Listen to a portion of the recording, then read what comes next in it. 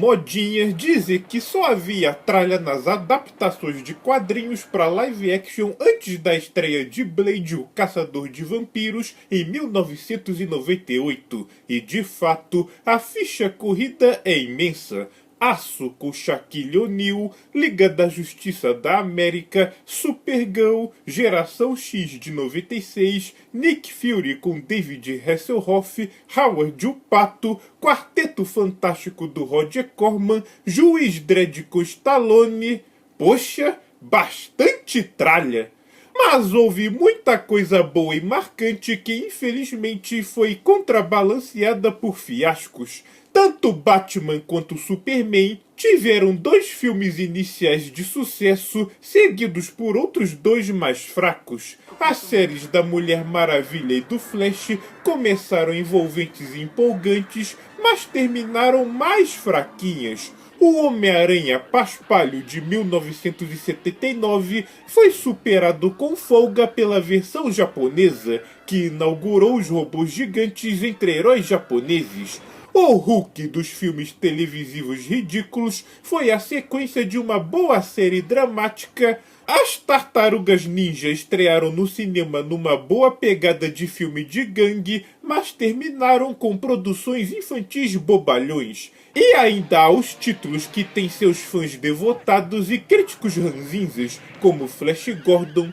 Dick Tracy, Popeye, Fantasma, Tex, O Sombra, Rocketeer. Bem, enfim, era um cenário irregular de uma época em que as produções eram menos centralizadas nos gigantescos conglomerados de entretenimento.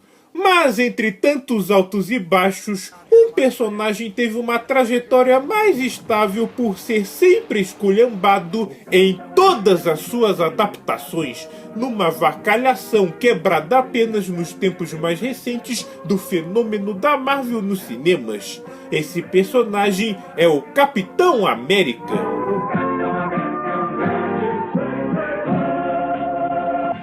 Sendo um dos primeiros heróis de quadrinhos adaptados para live action numa série para matinês de cinema de 1944, apenas 3 anos após sua estreia nas revistinhas do material original, a produção mantinha apenas o nome e o uniforme, já que em vez de um super soldado anabolizado, tínhamos um promotor público vestindo a máscara não para combater nazistas, mas para enfrentar um vilãozinho comum que escravizava as pessoas com uma arma hipnótica. E o mais broxante de tudo, sem um escudo maneiro para arrepiar nas cenas de luta e ação. Em sua defesa, o estúdio Republic Pictures disse que a Timely Comics, como era o nome da Marvel na época, não encaminhou os materiais do personagem a tempo para roteirizar e iniciar a produção minimamente fiel. Uma desculpa mais esfarrapada que roupa de mendigo, já que qualquer banca de jornal dos Estados Unidos tinha material à vontade do herói. Cerca de 35 anos depois, nova tentativa de adaptar o personagem em 2 filmes de TV que, outra vez, cortaram o contexto da Segunda Guerra Mundial da origem do Capitão e desperdiçaram o rei do grito másculo Reb Brown em aventuras furadas pontuadas por cenas de lutas embaraçosas com um escudo de plástico vagabundo. E que sufoco, hein? Os fãs do herói realmente não tinham um segundo de sossego nessa caceta. Será que eles conseguiam se contentar com tanta porcaria só pra não ficar sem nada pra assistir? Todo torcedor do Capitão América é maluco. Eu sou Capitão América, eu falo. Quem é Capitão América não é bom da ideia. Mas o que é que vai se fazer? Cada maluco com a sua mania, né? E nós estamos aí mesmo pra dar aquela força. Ah, que exemplo de apoio! Esse aí deve ser o tipo de fã que consegue achar diversão até nos piores desgostos. Então, vamos ver se ele continua fazendo a gente se divertir quando eu apresentá-lo o filme Capitão América de 1990. Ô filho da fruta! Vai tomar caju, filho de uma fruta! Vai embora do Capitão América, ô filho de uma fruta! Pois é, Nem a própria Marvel levava suas produções tão a sério quanto certos fãs como esse Capitão América aí. No final dos anos 80, após a concorrente DC arrepiar nas telonas com seus principais heróis, a Marvel estava apressada para estrear de vez nos longas-metragens. Até então, seus filmes eram apenas para a TV e todos uma vergonha de audiência e crítica. Mas uma esperança estava a ponto de se perder quando o contrato de licenciamento por cinema do Homem-Aranha com a Canon Filmes venceria em 1990. Com o sucesso do Batman de Tim Burton em 1989, a pressa dominou e fez a editora acertar na correria a adaptação de Capitão América, personagem que naquele ano não era campeão de vendas e nem favorito do público, mas foi um dos primeiros grandes sucessos da editora e estava a ponto de completar 50 anos de sua criação. E é claro que essa adaptação falhou miseravelmente, senão esse vídeo aqui nem existia. Então, que tipo de estrago ele causou ao herói? É isso que vamos descobrir. Com vocês, Capitão América. Começamos na Itália fase... Ei! Outra vez uma origem pro personagem desviada do original dos quadrinhos?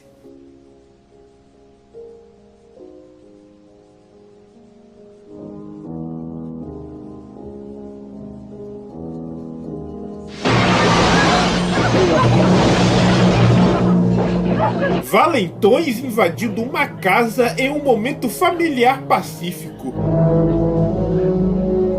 Como ousam? Com que direito se atreve a invadir minha casa? Fogo! Eu nunca imaginei que um filme da Marvel tinha sido influencer para a obra-prima de João Amorim. Acaba com ele, Léo! Meu amor! Acaba com ele! Meu Deus! Que loucura! O garoto. Nós queremos, por sua inteligência superior. Se queriam um garoto gênio para um projeto militar, por que não escolheram numa escola e deram benefícios aos pais ao invés de sair por aí sequestrando? Não é isso que regimes autoritários fazem? E vá lá que ainda possa ter relação com a Segunda Guerra. Mas quando que Capitão América teve algo a ver com fascistas italianos? Fortaleza Lorenzo.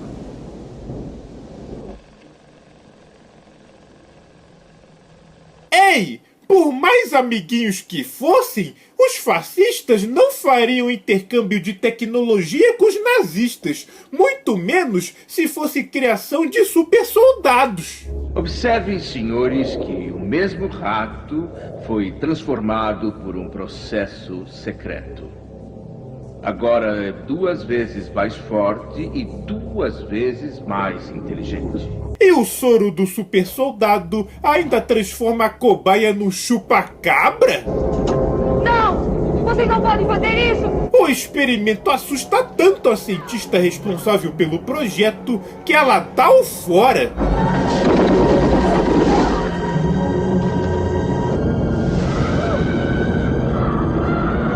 Ué, de onde ela saltou para escapar? Ela deu um pulinho pela janela e cortou para ela caindo no chão com apenas alguns arranhões? E que raio de instalação militar secreta é essa que não tem soldado pra todo lado? Ah, quer saber? Nem 5 minutos de filme e eu já me sinto completamente desmotivado pra continuar. Eu preciso de mais contexto dessa desgraça se eu quiser ter forças para continuar essa análise. Mas fica difícil quando eu fico paralisado em choque com as merdas que eu vejo nesse filme. Oh, e agora? Quem poderá me ajudar? Eu! O Chapolin Colorado! O poderoso chofer?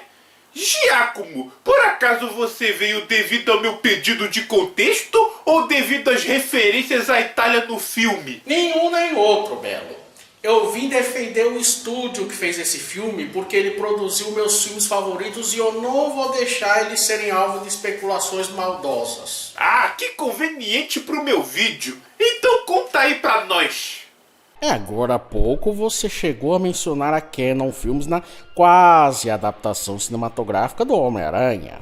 Ela foi fundada nos Estados Unidos em 1967 para fazer remakes de filmes eróticos suecos, algo que fez sucesso por um tempo, mas uma hora o negócio esfriou e em 1979 Menahem Golan e Yoram Globus, dois primos israelenses envolvidos com cinema no país deles, compraram a produtora e passaram a fazer filmes de outros gêneros. Dentre todas as produções que realizaram, as de ação de baixo orçamento colaram para valer no gosto do público e a Canon mergulhou nisso, ganhando muito dinheiro com as continuações de Desejo de Matar, com Charles Bronson, com os clássicos de Chuck Norris, com um monte de filmes de ninja e vários outros de muito sucesso. O olhão cresceu a ponto da Canon produzir dezenas de filmes ao mesmo tempo, num esquema arriscado que funcionou por um tempo, mas a areia entrou quando rolou uma série de reveses com orçamentos e bilheterias, especialmente nas caríssimas produções Mestres do Universo e Super-Homem 4. A empresa entrou em crise, os primos brigaram e então Menahem Golan se desligou da Canon, criando seu próprio estúdio, a 21st Century Film, que lançou obras inesquecíveis como Lambada, A Dança Proibida, um dos meus filmes favoritos de tirar sarro, mas não de assistir, e este Capitão América aqui. Mas como é que a Itália entra aqui, hein, Giacomo? Já estava chegando nesse ponto, Belo.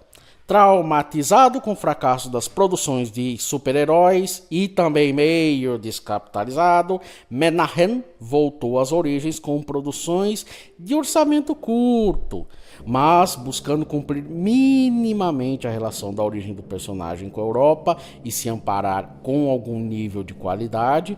Para coproduzir esse projeto, ele conseguiu uma associação com a Jadran Zagreb Studios, a produtora nacional de filmes da Iugoslávia, numa saída bem esperta, pois a Jadran era internacionalmente reconhecida pela qualidade técnica e artística de suas produções e, sendo uma estatal de um país comunista, participaria da produção cobrando baratinho. Ah, então é por isso que situaram a origem da história para a Itália? Porque as locações europeias que arrumaram eram todas iugoslavas, que justamente por ser vizinha, têm construções e paisagens muito semelhantes com as da Itália? Exatamente, Bambino. Então o produtor alterou as origens do Capitão América para algo inverossímil só para justificar as alternativas baratas da produção? Com tanta malandragem assim, por que diabos você fica aí se preocupando com possíveis especulações enganosas da produtora? Por isso mesmo, a malandragem tá no cerne do jeito Canon de fazer os filmes. Vai que algum desavisado acha que ele fez isso sem querer e não por ser um espertalhão do cinema. Nós fãs temos que defender o Canon Way of Making Movies. Nada como um entendido em safadezas e trambiques para nos situar é uma obra picareta. Bem, Giacomo, já que você está aqui, por que não se junta a mim nessa análise? Claro, seu Lima, por supuesto. Mas a gente não vai chamar o reviltado para fazer a iniciativa Revisores? Bem, é que o psicológico do revoltado não parece estar em boas condições hoje. O Capitão América de 1990 é uma merda, compadre. Tô envergonhado. Filme Filho da Fruta. Ah, tudo bem, somos dois. É o suficiente para poder invocar a vinheta.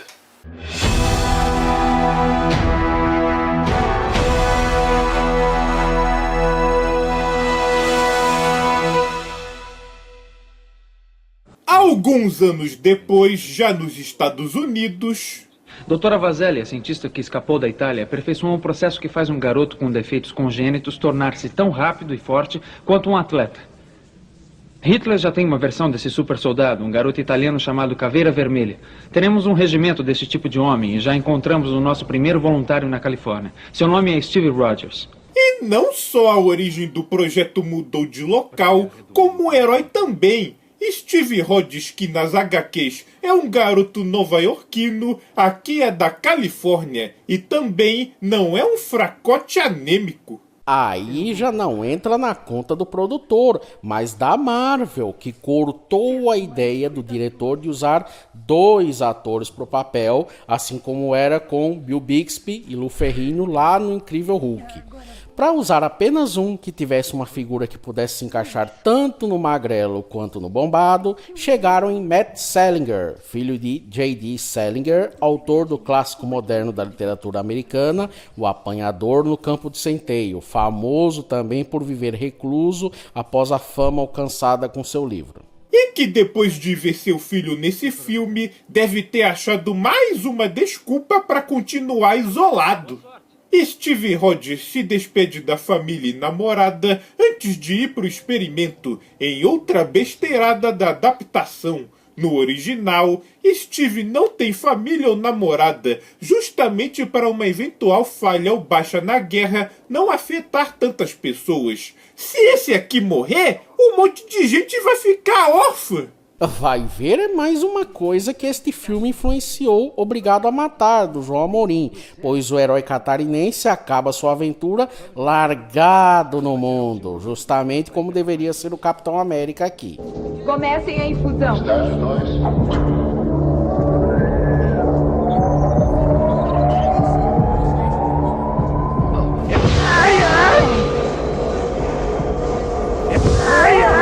Mas é pra virar Capitão América ou Super Choque? Doutora Vaselli, meus parabéns. Obrigada, Tenente Fleming. Quero apresentar Richard Herlihy, um observador especial enviado pelo presidente Roosevelt. Um trabalho memorável, doutora Vaselli. Meus parabéns. Ai! Cuidado!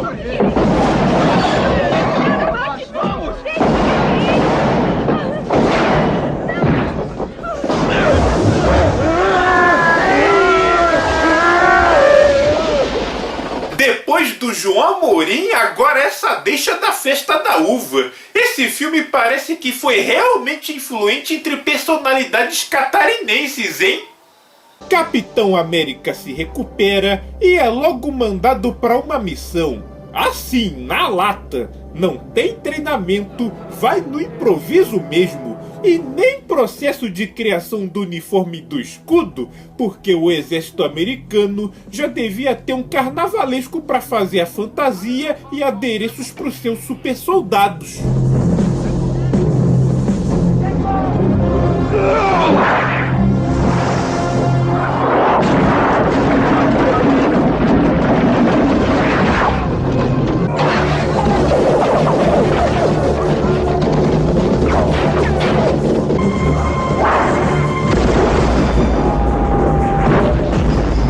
E em menos de 20 minutos, o Capitão América já enfrenta nazistas e fica cara a cara com o Caveira Vermelha, o super soldado do eixo, confirmando que os fascistas italianos deste filme deram seu vilão poderoso de presente para os alemães, ao invés de usá-lo nos seus próprios planos.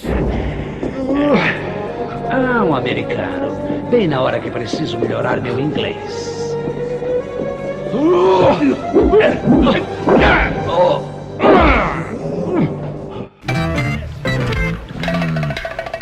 Depois do Homem Apanha, agora temos o Capitão Manérica.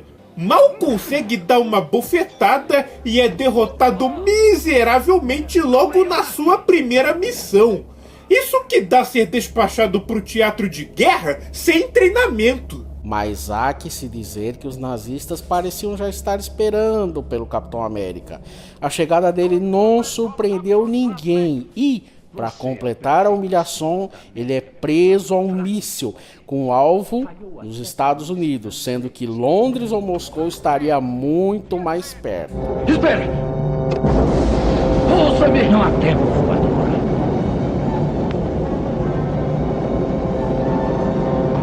que acho pelo mesmo preço de um, seu grande miserável. Agora pare a contagem, pare ou virá comigo. Socorro! Desgraçado!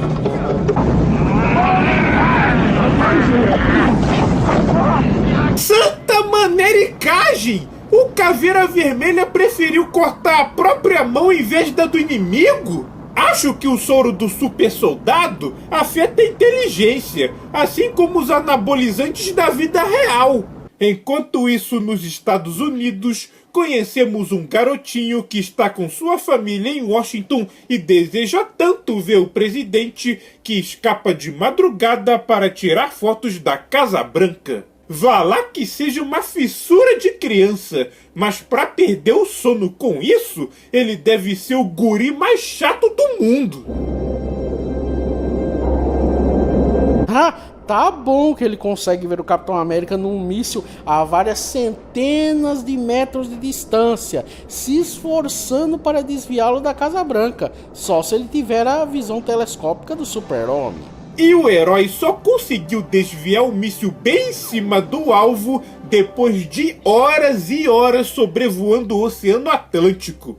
Vai ver, ele quis abafar o vexame de fracassar na primeira missão, fingindo que é eficiente só quando tá debaixo do nariz do chefe. Ele pode até ser um símbolo americano, mas aqui ele não deixou de agir como qualquer trabalhador.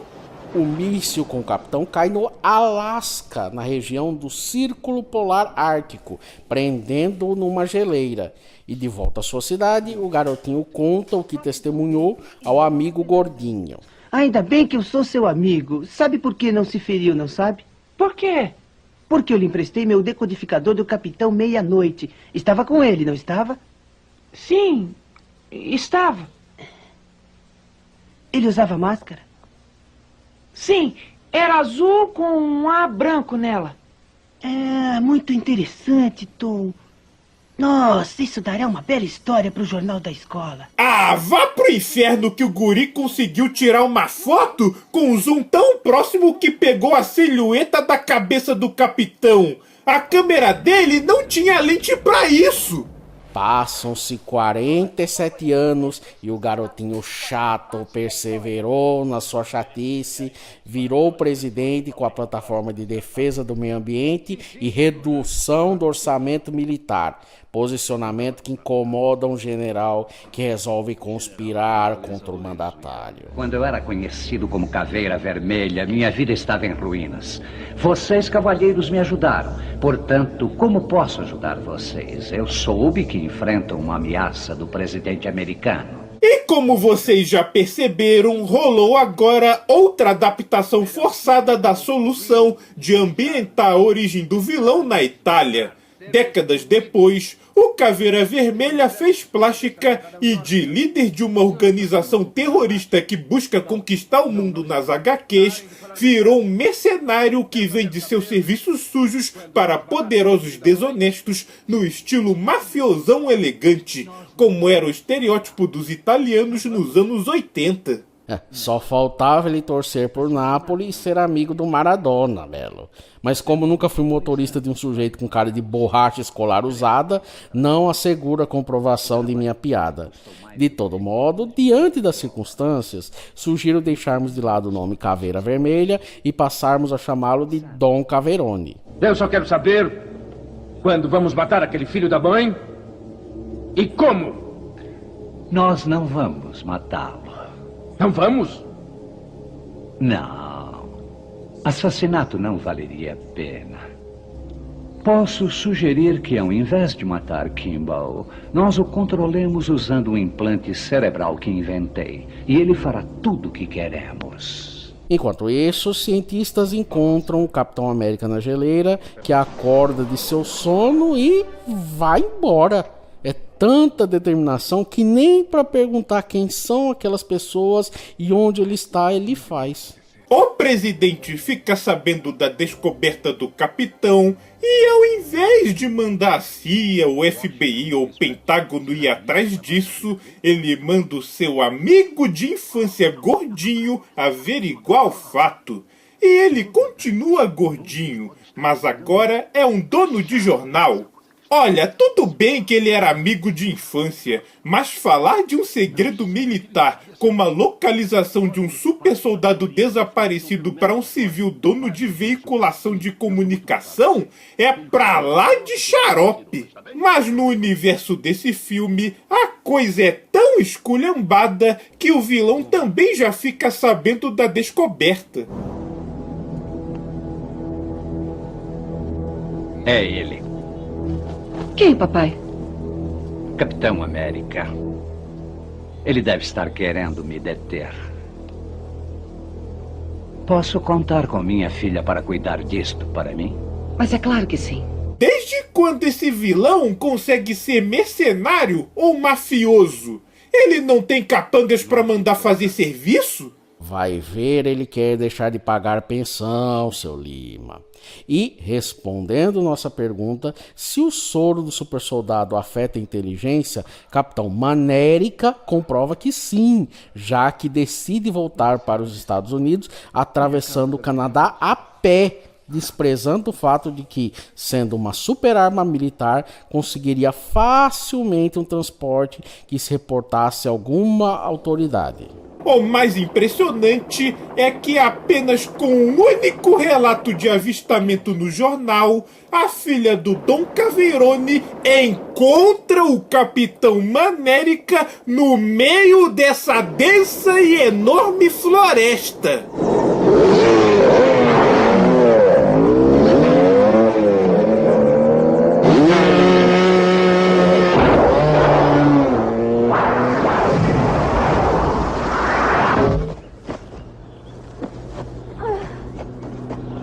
Mas o jornalista gordinho conseguiu localizar o Capitão América também sem muito esforço. Então as distâncias continentais no universo desse filme são bem intuitivas. Sabe, eu tenho provas de que Caveira Vermelha foi envolvido nos assassinatos de Robert Kennedy, John Kennedy e Martin Luther King. Céus! Você nem sabe de quem estou falando, não é? O que importa é que o próximo alvo de Caveira Vermelha é o presidente Kimball. E se este país perder Tom Kimball, será um desastre. Poderia encostar o carro, por favor? Acho que vou vomitar. Para quem não se liga, essa sequência foi referência do filme 36 Horas, no qual um americano é enganado para achar que a guerra acabou, mas é um plano mirabolante dos nazistas para fazê-lo revelar quando ocorrerá o desembarque do dia D. Você está bem? Sim. Ei! Ei!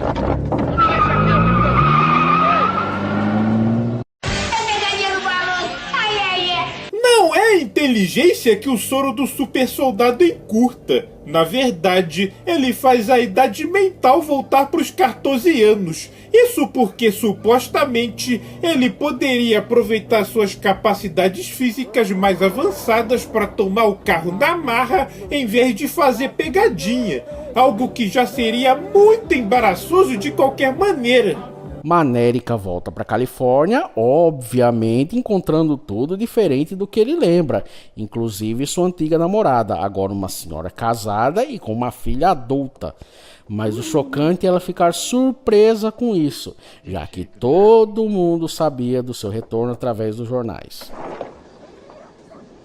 A senhora é Berenice Sturt? Sim, sou eu. Em que posso ajudar? A senhora não tem por que confiar em mim. Sei disso, mas é muito importante que eu encontre o Capitão América o quanto antes. Eu não sei quem você é e não estou interessada no que diz. Por favor, eu estou do seu lado. Eu posso provar isso. Eu só preciso... E abusando do trocadilho, a presença do Capitão América deu uma bandeira maior que ele já veste como uniforme, porque os assassinos de Dom Caveirone aparecem por lá e, no estilo da gangue do Godoy, tocam terror para buscar o paradeiro do herói, que já está fora e acompanhado da filha da antiga namorada. Ele chega quando o estrago já está feito, só tendo tempo de receber o decodificador do jornalista gordinho. Mas não bastasse só essa desgraça, outro fato motivador convenientemente acaba de acontecer. Aproximadamente às 11h49, o presidente dos Estados Unidos foi sequestrado do hotel em Roma por um grupo de terroristas não identificados. Ah, agora entendi porque o vilão mandou a filha atrás do Capitão América. É porque o resto dos bambinos iam ficar concentrados no sequestro do presidente. Dom Caveirone é um enxadrista e elegante que é, não falta nem o terno preto que o Andreas adora. Há relatos de que faltou negativo para rodar algumas cenas do filme e capaz que se cortou a cena do sequestro do presidente para compensar isso. Fica o exemplo para quem pensava que esse tipo de precariedade só rolava nos filmes da boca do lixo analisados pelo Reviltado. Decidido a resgatar o presidente, Capitão América resolve levantar informações sobre Dom Caveirone e, sabendo que ele foi o primeiro a receber o soro do super soldado, retorna ao laboratório onde recebeu o experimento para descobrir pistas. Uma tremenda burrice, pois como era um laboratório militar secreto, é certeza que já está todo desmontado, pois o governo não deixaria tanta informação espalhar. O Diário de Vazelli. Ah, vá pro inferno! Como é que o exército americano desmonta tudo, mas não leva o que tem nas gavetas?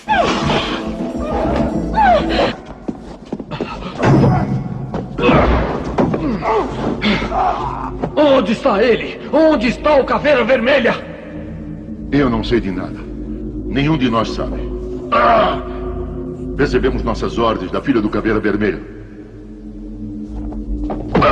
Graças ao diário da cientista, eles descobrem que Dom Caveirone era da cidade de Porto Venere, onde o presidente foi sequestrado, mostrando que é um vilão mais bairrista que o mafioso dos Simpsons.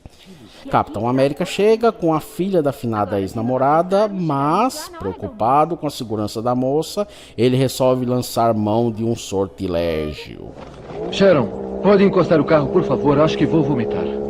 Capitão América com enjoo. Você está bem? O que está fazendo? Espere um pouco, o que está fazendo? Não vou pôr você em perigo, Sharon. Pelo menos isso posso fazer por Bernie. Obrigado pela ajuda. Obrigado pela ajuda? Abre essa porta! E grandes porcarias ele ter pegado o carro, porque ela sabia para onde ele iria e o alcançou logo em seguida. Il sotterraneo era in rovina quando i miei hanno comprato la casa, come distrutto da un'esplosione. Na casa onde Dom Caveirone morou quando criança, eles conhecem a atual moradora, que providencialmente guarda a gravação do Caveirone tocando piano quando os fascistas invadiram sua casa e mataram sua família. Com que direito se atreve a invadir minha casa? Fogo!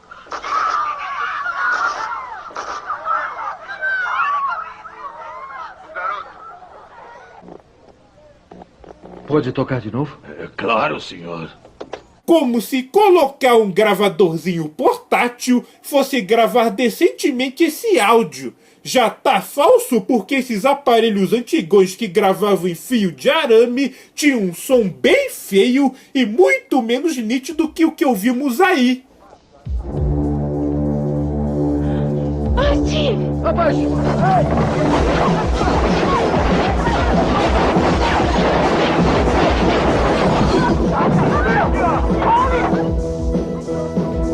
Venha, vamos embora. Vamos! Corra! Corra!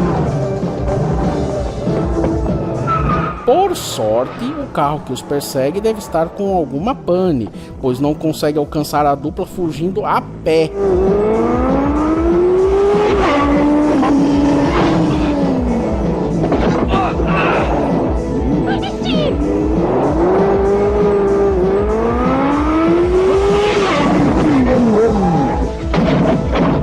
Eles escapam da emboscada e a moça, surpreendendo mais que o super-herói do filme, conseguiu pegar a bolsa da filha de Dom Caveirone. Com isso, eles descobrem onde fica o esconderijo do vilão. Nada menos que a Fortaleza Lourenço, a grande fortificação medieval da cidade e, que surpresa, onde ele recebeu o soro do super soldado nos anos 30. entregou para os criminosos para devolver a pegadinha e, de quebra, obrigar o Capitão América a encontrar uma solução para o problema. Um esforço muito válido que só viria de alguém que não sabe que ele foi derrotado no único confronto que teve contra os nazistas. Enquanto isso, o presidente é preparado para receber o implante de um chip mental, mas...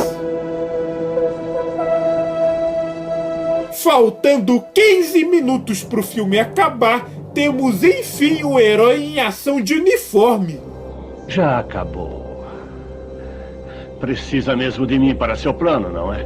É claro. Então não vencerá.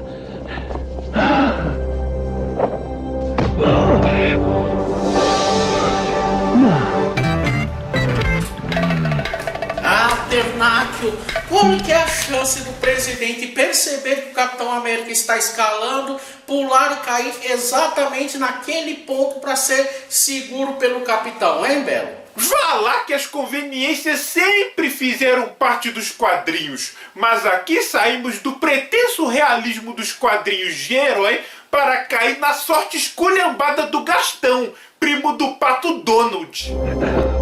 Obrigado. De nada, senhor. Steve Rogers. Já nos conhecemos? Eu acho que não.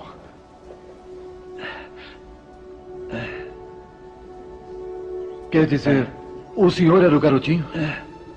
Tenho esperado este momento por muito tempo. Ah, vá pro inferno que o capitão viu que tinha uma criança na área da Casa Branca, estando preso a um míssil que voava a dezenas de metros por segundo. Sam pediu que ele entregasse isto. Foi seu último desejo antes de morrer. O presidente e o Capitão América enfrentam os capangas, antecipando Harrison Ford em Força Aérea 1, com um chefe de estado que parte para ação, resolvendo o problema e fazendo acerto de conta. Senhor presidente...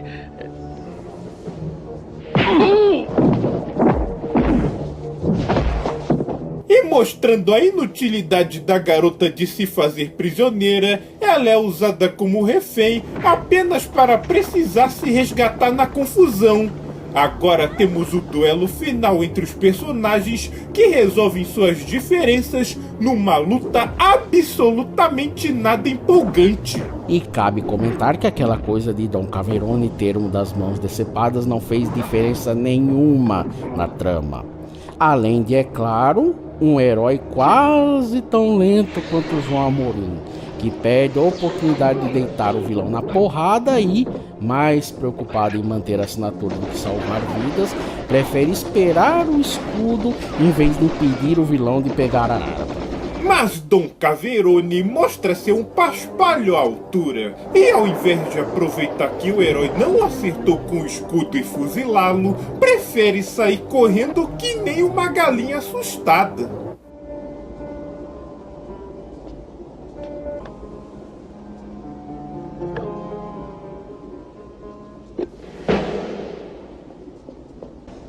Foi uma arma, não? Mas isto é um detonador. Realmente esperava me capturar vivo?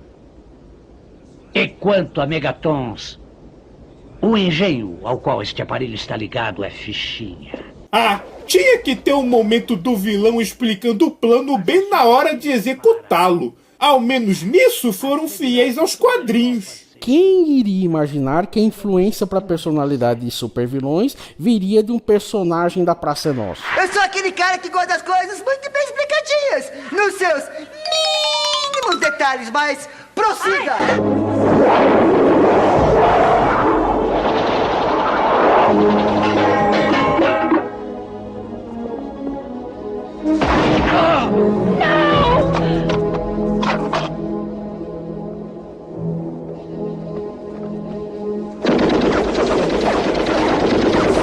Meu Deus! Esse é um verdadeiro nazista raiz, pois foi treinado na academia dos Stormtroopers da SS. Fique abaixada! Acho que eu ver! 12 minutos. Distantes! Com que direito se atreve a invadir minha casa? Fogo! Então é pra isso que teve o detalhe da gravação, para fazer Dom Caveirone reviver um trauma do passado e ficar parado na beira do precipício e esquecer de apertar o botão da bomba. E agora mandarei nossas almas torturadas para o repouso eterno. Fale por si mesmo.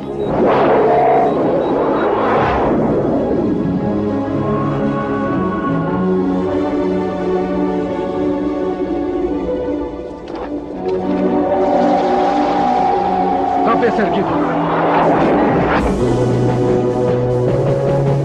Se esse foi o clímax da trama, a marca de geladeiras do mesmo nome conseguia ser mais quente e emocionante, com toda a carga irônica que o trocadilho possa ter.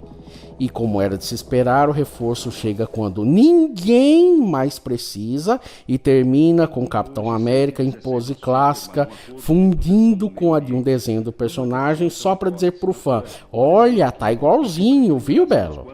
E esse foi Capitão América de 1990, um filme que respeita a tradição do personagem nas telas, sendo uma bomba tão desgraçada quanto a que o personagem desarmou na sua estreia. Apesar de ter sua produção concluída em 1990, Capitão América teve lançamento adiado para 2 anos depois e apenas para videocassete e TV a cabo nos Estados Unidos, com poucos países também conhecendo esta pérola como a Terra da Rainha e do Weng Weng, e um pouco depois, o próprio Brasil. Apesar de inventiva para garantir alguma viabilidade com uma parceria incomum para o cinema de Hollywood, esta empreitada de Menahem Golan acabou torpedeando qualquer chance de ascensão da 21st Century Film, pois era esperado um grandioso lançamento internacional em vez da empreitada tímida que foi. Dali para frente, a produtora só faria diversos filmes baratos de ação obscuros em estilo similar a Cannon, destacando apenas Desejo de Matar 5 com o septuagenário Charles Bronson como de maior notoriedade, até sua bancarrota em 1996. E falando em Cannon, a qualidade da ação nesse filme consegue ser ainda inferior até mesmo às produções mais baratas da produtora. Tiroteios que não empolgam, brigas feias nada coreografadas, perseguições murchas, conclusões demoradas, um caldo de chatice que nem de longe conseguiria tirar nossa atenção da trama chata, cheia de personagens sem fibra e com conexões forçadas. Vá lá que tinha tal falta de negativo para rodar as cenas, o que poderia justificar a pressa e movimentar a história. Mas, se é para comparar miséria com miséria, Manos, The Hands of Fate também contava nos dedos a quantidade de filme e deu em algo muito mais interessante e espontâneo, ainda que bizarro. E o fã do Capitão América precisou esperar 21 anos para finalmente ter um filme decente com o herói, que fez história no início da era de filmes de hominho dos anos 2010, que tivemos o privilégio de acompanhar e que após Vingadores Ultimato, fica claro que já passaram do auge. Assim, se você já estiver farto de anúncios bombásticos de lançamentos de herói e milhares de vídeos de reações e teorias em cima de trailers, agradeça primeiro a Alan Turing, o pai da computação, por você ter onde ver tudo isso, e segundo aos nerdolas de antigamente, que aturaram esse monte de tranqueira, mas não perderam as esperanças para que fossem feitas adaptações decentes. E no final das contas, quem se lascava mesmo nessa história era a Marvel e as produtoras contratadas para fazer essas tosqueiras. Mas vamos admitir aqui, apesar de dolorosos, não faz mal assistir um desses filmes de vez em quando, não é, Giacomo? Giacomo? Tô envergonhado, compadre. Que filme filho de uma fruta, velho. Ô, Menahem Golan, vai tomar um tiro nesse filho da fruta. Cáspita, Pernáquio. Como eu disse lá no início, alguns fãs da Marvel levam a sério demais os seus filmes. Até a próxima! O Capitão América é um grande lutador.